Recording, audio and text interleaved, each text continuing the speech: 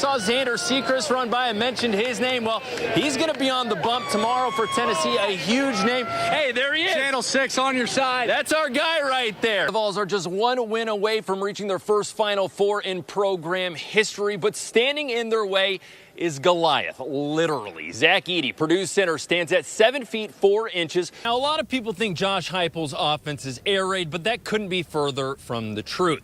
Heupel uses the run to set up the pass game. It was really tough when Dalton Knecht went down in the final minutes of the game. What Rick Barnes called a rolled ankle. I saw Knecht in the tunnel after the game. He was walking with both feet, no crutches at all. His left ankle taped up. He did tell me that he plans to be back soon. Here at Charles Schwab Field, there is one man who has the joy of music right at his fingertips. Meet John Benedict.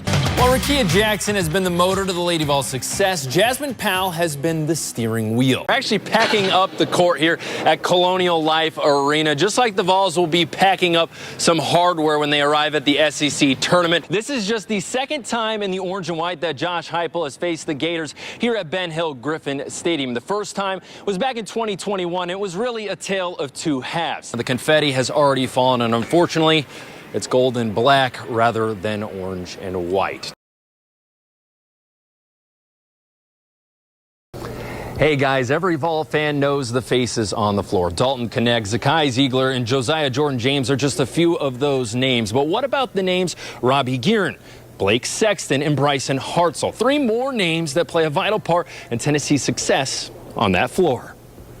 Basically, anything that this program does that isn't seen from the outside, we kind of play a part in that. Setting up breakfast or equipment, doing the laundry, or even rebounding. Tennessee basketball's 8 managers are part of the foundation at Food City Center. I wouldn't say there's really traditional hours. We're just kind of on call. You know, sometimes we're here super early in the morning, and then other times we're here super late at night. The clock is always ticking for the managers, and just like the players, a balanced attack on life can be a challenge. Taking 12 to 15 hours and balancing this as well, it's just, I would say that, you know, you treat it as your job, and, you know, balancing your studies and your job is just one of the things that not many people understand how it is. While the managers are not at the center of attention, the work assisting the team does not go unnoticed. They're such a huge part of our program. I mean, not only are they respected by everyone here, but our players have a great deal of respect for them in the way they treat them. They know they're there to help them. They're not going to take advantage of that. Like a solid defense, the coaches, players, and managers have to work together.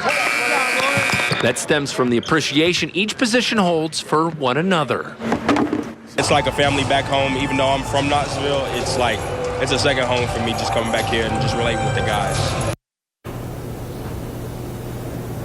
As for why the managers endure those long hours, well, 2 reasons. They love basketball, number 1, and number 2, they want to find a job in the future within the sport or another sport. Some of them said they want to be coaches. Others of them said they want to be in the front office of a sporting team. A great path toward that starting here at Tennessee. Reporting live from the Spectrum Center, I'm Reece Van Haaften. For the culture that we want to build and the identity that we want to have, you know, Avery just embodied that. Avery Jamison's path toward varsity was clear-cut. In 8th grade was my first time trying out for basketball, and I made the team. It seemed like an easy layup. He would be playing basketball for at least the next 5 years. But he was forced to pivot. I ended up breaking my back the season prior of track, doing high jump, so I didn't really get to play much that year. Never really got to develop, wasn't really good enough. Jamison set the ball down and decided to step away from the game he loved for a couple of years. I almost gave up, but then I kind of stayed fit. You know, I like to exercise. Jamison's road to recovery was capped by one last shot at making varsity. An opportunity he wasn't going to miss. I worked throughout the summer. You know, coach was, you know, willing to give me a shot. Yeah, so I was really excited when he told me I made varsity. Avery's varsity career was just tipping off, but he now understands that the buzzer can sound at any minute. Even if you're not a senior, you never know when your last chance is going to be. Jamison doesn't see much of the floor during games, but he still is a leader who creates a winning culture. What he brings to the table with his positivity, with his high energy, with just his, his infectious personality, he thrives in that role. Keep working and don't let anything that happens to you, change your work ethic and change who you are. Well, the path was not as clear. Jamison found his place with the Panthers.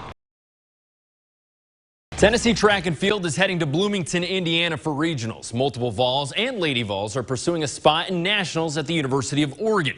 But there is one freshman who is ready to break records and win a national title. Justin Gatlin and Christian Coleman torched the record books as sprinters at Tennessee. #1 collegiate time, first time out for Christian Coleman. The two paved the way for a future star who is also in the orange and white. The main thing that made me come to Tennessee was Christian Coleman and Justin Gatlin. The distance to get Favor Ashe to Tennessee was not a sprint. The freshman is from Nigeria. Everyone in Africa is thinking, everyone has the mentality that coming to USA is a paradise. Ashe raced his way to the United States. I finally hold my visa in my hand and I was like, I'm coming to Tennessee. When I was entering the plane, I was so happy. I was like, God has made my dream come true. The freshman found his utopia on Tom Black track in Knoxville. I see my improvement. That's a dream also. Everyone want to come to University of Tennessee.